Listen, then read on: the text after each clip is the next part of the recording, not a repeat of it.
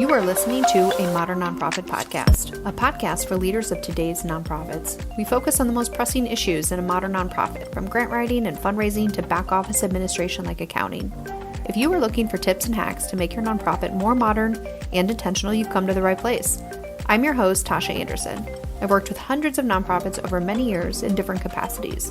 First as an auditor, then a CFO of a nonprofit, and now I'm a CPA that owns the Charity CFO, an accounting firm working exclusively with nonprofit organizations.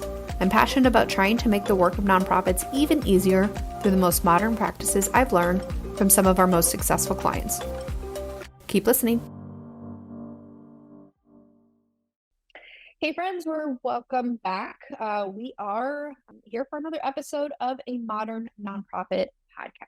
We're going to be talking about something a little bit different today. I know sometimes we talk a lot about grant writing and we talk about marketing, branding, and that sort of thing. But today we're talking about something a little bit different. And I brought a new friend, as I do, Cheryl Kababa with Substantial. Substantial, we'll talk a little bit more about what that organization does. But Cheryl, you are the Chief Strategy Officer at Substantial, and you've spent a lot of work on this concept of systems thinking and design thinking. So we're going to dive into what that means. But first, Cheryl, thank you for spending some time with us today, helping us understand what those concepts mean, and sharing a little bit more about how you're able to help both for-profit and nonprofit businesses kind of in this way. So, Cheryl, I'm excited to have this conversation. So thank you again for coming on. Yeah, I'm excited to join. Thank you. So let's start right in the beginning because, a little offline for anyone listening, I confess to Cheryl, these concepts are, while maybe not new to me, kind of the labels and defining these things, they were a little new to me and I thought were really interesting. So Cheryl, maybe we can just start from the very beginning. Tell us a little bit about you and what you do at Substantial, and then we'll dive into what this idea of systems and design thinking are. Yeah, so Substantial is a research strategy and development studio based primarily in Seattle, but we have practitioners everywhere. And we are focused on working with those within the domain of education. And my practice is oriented around using design, research, and strategy, essentially design thinking, to help increase equitable outcomes in education. And so what that means is we work quite a bit with philanthropies such as the Bill and Melinda Gates Foundation, ed tech developers, both nonprofit and for-profit, to essentially use kind of design processes that are focused on those who you're designing for. So end users and end beneficiaries. And what that means is that a lot of our work is oriented around elevating student voice throughout the decision-making process. So we work quite often directly with students in engaging them, understanding their context, doing research with them, and then also involving them within the design process. And so my practice is focused on equity-centered design in that we primarily engage students from historically under-resourced communities to be part of this process. And that aligns really well with the needs of the partner organizations that we work with. I love that. I love that because so many times I think we've been faced with, the most complex issues in the world, and frankly, good, better, otherwise. The nonprofits are here to solve those, despite some of our low level of resources, being overwhelmed with these problems. And I know there's just been so many times where I found myself in conversations, surely there's got to be a smarter way or a more intentional way. And especially in the environment we're operating in now, I know funders are looking for more thoughtful approaches through that equitable lens. How can we be more intentional with how we're designing programs? To your point on using kind of the end recipient or the end user in mind, and kind of working backward from that. And can we do this a little bit differently? Can we do it a little bit more intentionally? So I love this, this concept and this idea. So if you can, I know we talked about the word systems thinking and design thinking. Break it down in the layman's terms again for me one more time as we kind of build on this conversation.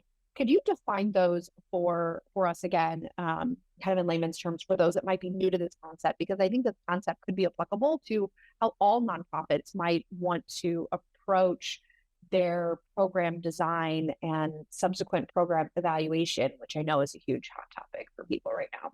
Yeah. So first, I'll start with design thinking, which many Mm-hmm. people are familiar with. In the nonprofit sector, you often hear the term human-centered design, Mm-hmm. and that is really similarly positioned to design thinking. And what that means is that, yes, you're focused on those who will be the recipients or users Mm-hmm. of whatever solutions you're designing, first and foremost. And not Mm-hmm. only are you focused on them, you're engaging them throughout the process. So you're actually Mm-hmm. co-designing with them throughout the way. And that is sort of the idea behind human-centered design. Systems Mm-hmm. thinking, though, helps you understand that they're not the only stakeholders, nor are you, kind of the Mm-hmm. designers of solutions, the only stakeholders. There are many different stakeholders in the process, those who might be affected by what you're doing, as well as others who might be experts within the Mm-hmm. systems that you're designing for, and making sure that you have a broad sense of who all the stakeholders are and trying to Mm-hmm. engage them in a way will actually help design solutions be more successful, because then you're understanding how people, how forces are interconnected, Mm-hmm. and how everyone's sort of like incentives affect eventual outcomes. So, as Mm-hmm. let's say you're an ed tech developer, you might have the best intentions in terms of, you're developing a virtual tutoring program or something like Sure. that. Sure. And you've done your research with students and teachers, and then you're like, this product is great, everyone's going to use it. And then you deploy it and realize that you haven't maybe connected with the diversity of school districts Mm-hmm. and their leadership. You might not Mm-hmm. have connected with others who are developing and designing products. You might not have connected with policymakers or those who are involved in regulatory decisions in education. And Mm-hmm. therefore, like, there are barriers and challenges that emerge after you've already, let's say, piloted or Yep. released something. And so the idea of combining design thinking and systems thinking is really powerful, because design thinking allows you to kind of prototype things and test things really quickly Mm-hmm. with Mm-hmm. end users and then beneficiaries. But then along the way, you're also trying to understand and analyze the system. Why are things the way they are? What are some potential Mm-hmm. barriers and challenges? What are some potential unintended consequences? And how do we Mm-hmm. create kind of like a theory of change in terms of like how you can have the greatest impact? And so I find it a really powerful concept within the nonprofit sector Yeah. to engage in both human-centered design and systems thinking. Well, and I find that fascinating because in my experience, while I'm never the accountant in the room, never been involved in kind of the program design per se, but where I have seen this be a relevant topic and a pretty significant issue in the nonprofit space is that when it comes to grant writing and getting large contracts, namely, frankly, government contracts, that they prescribe their evidence-based model that they've had forever, right? And you have to say, I work with a lot of like mental health service organizations for children and families, and there's funding available that the community desperately needs some sort of, let's say, mental health services. Although you could fill the blank with a lot of other programs, right? But they have to be prescribed a very specific way. That they have a very specific model, and these organizations might find that maybe that model just doesn't quite work for the population they're working for, or maybe they've found, other ways of more arguably effective ways of delivering services and a more modern approach that isn't quite evidence based yet, right? And so I remember when I was a CFO of a nonprofit, we were looking at all of the different programs. And we were only about $6 million a year, which sounds significant for a lot of people, but in the grand scheme of the nonprofit world, it's actually a small organization. And I think we had 14 different government contracts centered around four programs, three primary programs, and we had 5 pages front and back of different like outcomes that we had out of like three essential programs but we had 5 pages of outcomes because each one of those funders, even though it was essentially the same program, wanted something different, slightly different perhaps, or reported on it differently. And so while you have the end user, which would be, depending on how you, I guess, look at it, you would have your client receiving mental health services. They're looking for one thing. But then to your point, the system, right, that helps fund these programs are wanting all of these other things. And how do you pull it all together? And, not proud to say, but I find so many nonprofit organizations, I think, tend to, out of necessity, survival, drifting away maybe from that human-centered design approach on, what is the end user and what ultimately do we need, because they have to, I don't know, focus more on the system, right? And how do we ensure funding to continue as long as we're, wanting to deliver these services. Our priority, sadly, has to kind of be on this. And I know there's so many people probably listening to that. Yeah, Tasha, nobody wants it to be that way. But how do we bring these two things together? Which I'll put you in the hot seat. It brings it to really my next question. So maybe talk a little bit about some examples in your experience that you've worked with on how to apply the systems thinking to the design processes, specifically within the nonprofit industry, because I'm sure education is the same way. Funding comes from here, end users are here. How do we keep everyone happy? What are some of those examples that you've seen that actually be successful? It's actually such a gnarly systems thinking problem in and of itself, if you think about and it. And this is why you are here. A meta standpoint. Yeah.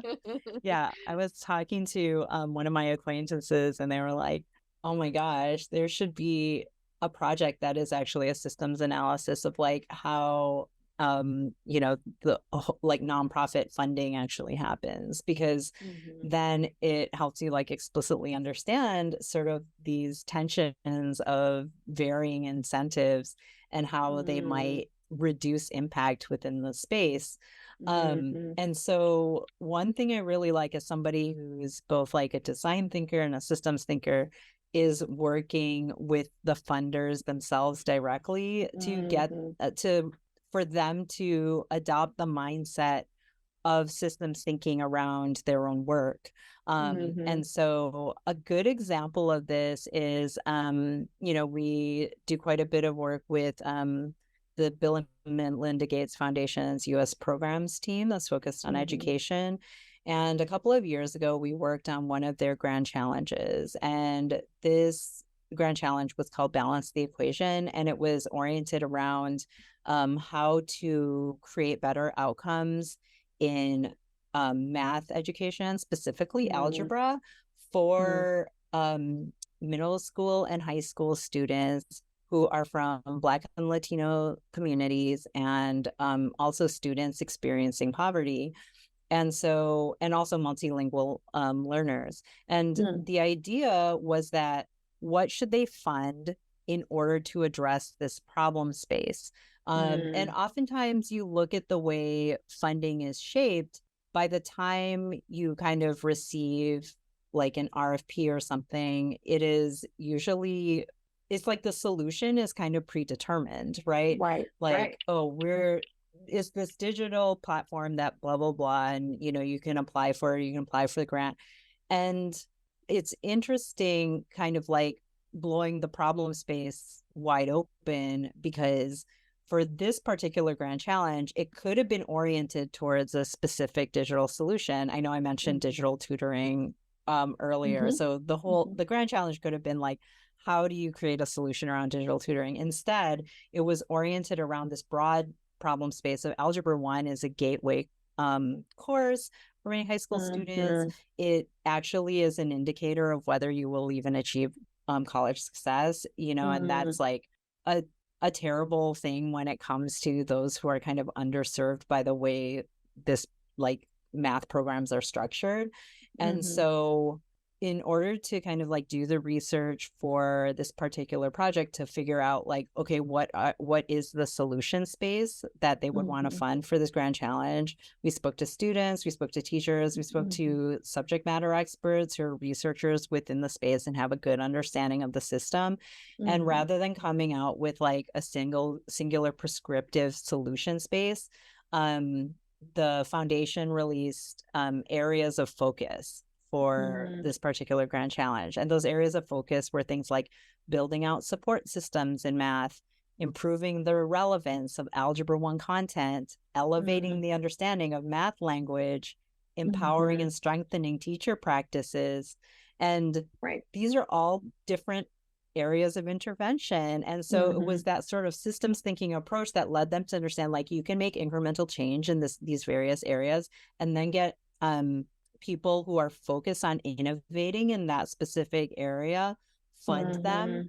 And by way of this sort of more holistic effort, you can move the needle in terms of impact in this space. And so Mm-hmm. I think it really lies oftentimes with the funders to ensure Mm-hmm. that they are giving enough space for nonprofits to respond to the community in a way that Yeah. reflects like their expertise and their areas of impact. But also like having a really good funding strategy that is focused on systemic change. Mm-hmm. I couldn't agree more with that. I just found in my career, speaking specifically on a local market, because, I'm here in St. Louis and there are pockets of funding that are very substantial and it's very prescribed, as you were saying. And Mhm. while there's been some incremental effort, I think, in trying to make it a little more innovative, and essentially, for all, lack of a better word, competition for that funding based on who's creating new and interesting approaches to solving these problems.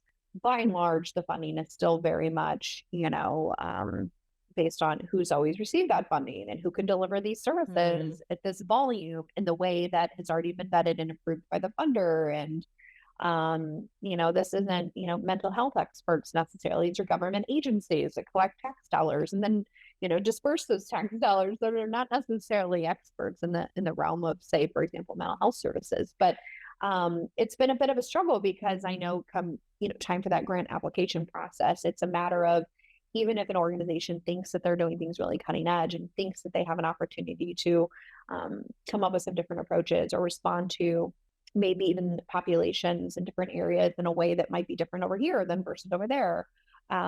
They're just very limited in what they can do. And it's really, I have served, and I still serve on boards that are in that same space of how do we have flexibility to respond to the community we work with while also having our hands tied, knowing that at least we're having some impact and have some funding to have some impact, even though we could do more if we had a little bit more flexibility. It's quite the Yeah. conundrum that the organizations find themselves in, and I'm sure St. Louis is not unique in that sense. Whether it's federal dollars or state, or like you said, even philanthropic partners that maybe are in the foundation space. So it's a real challenge. And like I said, even though I'm not in the program design element, I certainly see that just in terms of like tracking all the dollars and then knowing that it's not just the dollars we're tracking the outcomes, and the way that they measure those outcomes are all unique and different. So it's a growing complexity. So Yeah. maybe it goes without saying, but maybe you can help us understand a little bit more, especially speaking with nonprofit organizations. I know you work with some for-profits and educational institutions, which are probably some combination of both for-profit and nonprofit. How can nonprofit organizations, maybe even our listeners, kind of smaller to middle market, how can they really benefit from integrating these two concepts into their kind of daily practice or their approach with program development and design? Yeah. Yeah. I think yeah, it's really interesting kind of like the challenges that you're raising, because Mhm. I I feel like there is an issue all the way from the top down of um sort of prescriptiveness when it comes to solutions. I remember, I teach at UW, Mhm. or sorry, University of Washington. So it's like a very local way of describing it. In their human-centered design and engineering program. And um, there's this quote from this one startup founder where he says, fall in love with your problem and not your Mm, solution. And I think mm, that's something that's really important to like always come back to for everyone, kind mm, of like all along the way, is like, what are the challenges and problems that you're solving for before you're mm, thinking about the way of solving them. mm, Within design thinking, we call this the double diamond. So it's like the first diamond is really kind of understanding the problem space, and you go divergent, then you go convergent when you kind of come up with an area for solutions. And then when you're actually doing the design work, you diverge again in terms of coming up with different ideas that adhere to kind of the potential solution space. And then you converge again. And that's how you kind of prototype and test ideas. So like, for example, when we're designing solutions in education, that's when you're kind of like testing with students and teachers in the classroom, even things like paper prototypes. And it's not until then that you make decisions about what the solution actually should be. For, I think, nonprofits, in terms of like, I think there are some really good ways of thinking about how these forms of design thinking and systems thinking intersect with innovation or coming up with new ideas. And one of them is that you should always be kind of connecting directly with individuals in the community that you're designing for, to design with them, because that's where a lot of like interesting ideas come from, is people who kind of have an understanding on the ground of how these services and potential solutions might affect them. It's also really empowering because I think like oftentimes folks who are expected to be kind of the end beneficiaries on the receiving end of these kinds of solutions don't find themselves involved during the process. And so some of the things that we do is, as we're kind of thinking about problem spaces, we oftentimes conduct workshops with folks from the communities that we're designing for, so that they can be part of sort of like the problem solving process, you know, with like prompts and kind of thinking about things from their perspective, but also being able to identify things like, if you were going on this journey of kind of using a particular service, like what are your challenges? What are the ways that you think you might benefit from this? What are some potential ideas that we should bring to the table? And I think that exercise actually helps organizations be able to kind of break out of the headspace of like these prescriptive ideas, especially when you're talking about evidence-based approaches. And as you were saying, sometimes these evidence-based approaches are based on completely different communities than those who you're designing for. And so you have to kind of question the framing a little bit. And I think a lot of empowerment and also some ability to kind of think specifically about the communities that you're designing for is to design with them in these forms of like, as you're coming up with a solution, to really engage them. And I think that could also create interesting conversations with funders if you're finding that some of what they're prescribing does not necessarily work for the particular communities that you're working with. They should be able to be open to that. Though I know that's not always the case. They should certainly, be made aware of that. As you were talking, my mind just kind of started to, it dawned on me. How I guess I'll throw the question and then I'll backfill it if I have to. But how often should nonprofits be having this intentional exercise of, maybe, for lack of a better word, evaluating their program, asking what incremental changes we should be making, having these workshops, just kind of poking at it a little bit or a lot to say, is this still the best approach? And maybe it's not a complete overhaul, but how often should they be evaluating this? Because I'm thinking to myself, as you were describing this process to take, I just don't know if I've ever really met organizations, especially again in the small to middle market, that regularly do this. So I don't know if you have an answer for that, but it just dawned on me. I'm like, wonder how often that's done. Yeah, I sort of think the opportunity naturally arises when organizations are they're making a change, or they're instituting a new program, or you're tweaking or adjusting the program that's been in place. And that's oftentimes a good opportunity to kind of revisit, bring in community stakeholders and also, get feedback and input on the decisions that you've been making. And so I don't think there's a really clear answer in terms of like how often to do it. It's finding those opportunities when you are already kind of in the Mm-hmm. process of making change or Mm-hmm. doing something new. And I think that presents itself really well as a chance to kind of evaluate some of the things that you're doing and kind of think about a broader set of stakeholders to bring into the process, than you normally are when you're just kind of in like maintaining what you're Right. doing kind of mode, right? Yeah. And that's what I found is, yeah, a really nice chance to kind of like take take in that sort of view of the system and think about the ways things are interconnected, think Mm-hmm. about the wholeness of like what you're designing, and then also kind of thinking about causality. So Mm-hmm. um Peter Senge, who wrote The Fifth Discipline, it's like a Mm-hmm. classic in systems thinking, Mm-hmm. said, and I'm paraphrasing because I always get this wrong, but yesterday's solutions are today's problems. And Mm-hmm. so thinking about the consequences of what you're doing, like what are some things that have been caused by our sort of solutioning, and that's oftentimes an opportunity to kind of reevaluate things, like are people being incentivized in the wrong ways, are we Mm-hmm. another thing that you mentioned is kind of thinking about metrics, right?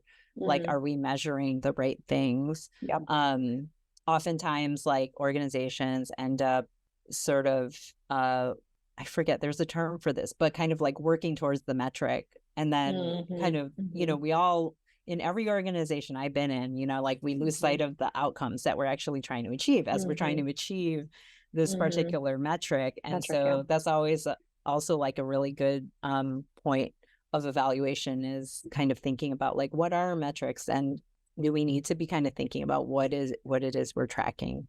Yeah, the idea of managing the metrics, I can see why so many organizations can get into that trap because that metric we have to report on regularly. Sometimes it's monthly, sometimes it's, a few times a year at a minimum. It's typically with contract renegotiations, or even if it's not a contract, it could be a funder report, right? That's semi-annually or annually. There's these different increments where, we have to respond to the metric. And Shall I find myself in this really weird space of I own a for-profit business that my services, and the quality of those services and um, the way in which we do our work is constantly tweaked based on client feedback and other metrics like frankly profitability or quality or staff morale. The people doing the work, is it sustainable? There's like all these different data points that we have to constantly balance and make these iterative changes to our approach over the last 6.5 years since I've had this firm.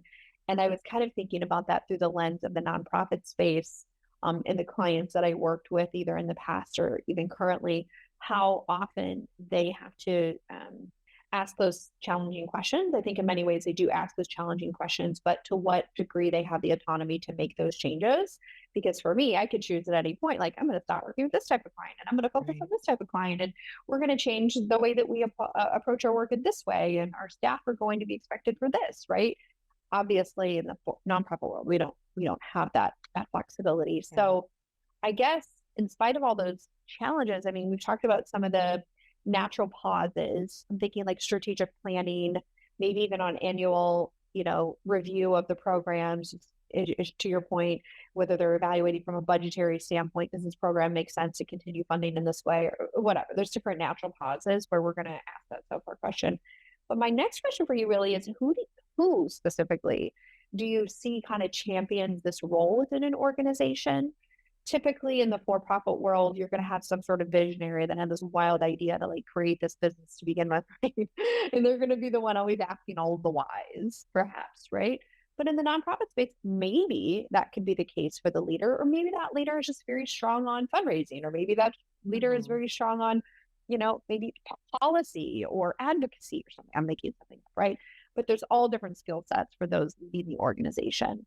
For organizations that do this really well, is there seems to be a theme on what position or title or group of people that champion this within nonprofit organizations? Yeah, I mean, I always love working with folks who are kind of directly or making decisions about the project work because, Uh-huh. like so I'm thinking about like program officers or program managers. They I think they can kind of start kind of considering in terms of our programs, like what kind of systemic impact are they having, Mm-hmm. or Mm-hmm. are there certain areas that we're overlooking? Um, and then also, as I was mentioning before, from the design standpoint, that's the level at which you can integrate sort of your external stakeholders Mm-hmm. that could have input on your actual programs. And I think that's for me, that's sort of like the level at which like Mm-hmm. really good action can happen because it's Mm-hmm. oriented not just towards sort of the vision of what an organization is doing, but your deployment of that vision. And so that's where I feel like a lot of incremental change can be made, especially Mm-hmm. as you're making change to your existing programs, or you're taking on a new grant that has new Mm-hmm. requirements or has you developing something new. Those are like Mm-hmm. really good opportunities to kind of engage in, broader set of external stakeholders, kind of thinking more broadly about like what exactly is the problem space and are Mm-hmm. there things we're overlooking. I oftentimes describe to the funders that we work with as systems thinking is a really good avenue for innovation because Mm-hmm. it helps you kind of think about the spaces in which or the connections in which you haven't been thinking about. Mm-hmm. And so, like I think there is a little bit of reframing that can oftentimes happen at that level Mm-hmm. where you're kind of like taking on a new program or kind of thinking about something new. We were just working recently on a project that was oriented around rethinking or reimagining assessments in early childhood education. Mm-hmm. And so we actually engaged stakeholders or experts in this space who were kind of like, there shouldn't be any assessments, as well as others who are like, hey, this is how you can kind of change assessments. And Mm-hmm. assessments is such a good systems thinking problem space because oftentimes they're used for the wrong things. They're Mm-hmm. oftentimes designed for one thing and then used to like track students or Label determine them in some way. funding. Yeah, Mm-hmm. determine funding, like all of these things they were never meant Mm-hmm. to do anyway, Mm-hmm. especially formative assessments. And so it's it's kind of interesting kind of thinking really intentionally about that problem space and where the potential solutions lie. Um, and so that similarly is a project where we're working directly with funders, and then they created sort of solution spaces for Mm-hmm. others to kind of apply for grants and then like be able to receive the grants based on like where their area of expertise is. So I think it's just kind of thinking about who are all the decision makers along the way and Mm-hmm. ensuring that they're engaging in clarity around an alignment too on what the system Mm-hmm. is, what the problem space is, and who should we Mm-hmm. be involving as stakeholders throughout the process. And I always recommend obviously like end beneficiaries as part of that process, Yeah. those who are most affected by the decisions but oftentimes aren't involved in the decision making. I think some of the takeaways I just took from that message was really involving and having the expectation of your head program folks, using them as a thought leader in this space. And so many times I think I've seen that not be the case, whether it's either the founder or the executive director or, essentially the thought leaders, or in some cases even the board positions themselves as like a program committee, and maybe it's experts in the community around maybe that particular program, but really elevating your program director to have a seat at the table given their ongoing, interaction with the end user of whatever services it is, right? So essentially elevating that role, or elevating that person to be able to freely kind of speak about what they see as some of the challenges and some of the opportunities given their close proximity to, like I said, the community they serve. Um, and then I really like the idea of being transparent about maybe some of the stuff you're wrestling with and new and emerging problems within that space, to either your board or to your funders or just general donors. I know as somebody that sits in all three of those categories at any given time, I think that would be really valuable for a nonprofit to just be transparent about that. This is something that's evolving in our program. We haven't quite figured it out. But this is something we're wrestling with. And this is kind of what we're doing to come to a closer, coming closer to the decision on how our programs might evolve to address some of these challenges.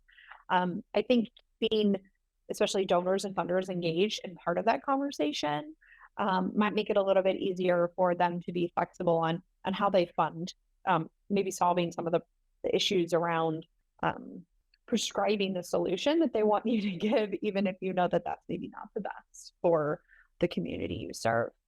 So, Cheryl, this brings me to my last question, really, and it's really more just on specific tools or methodologies that any nonprofit leader or staff of nonprofits that might be listening to this conversation, things that they could actually take and use and apply towards, their design processes by using this way of like systems thinking and design thinking. Tools and methodologies maybe that are fairly simple to implement today or soon with a fairly light lift in smaller organizations that maybe need some help in this area. Yeah, absolutely. So my book that just came out earlier this year, which is Closing the Loop, Systems Thinking for Designers.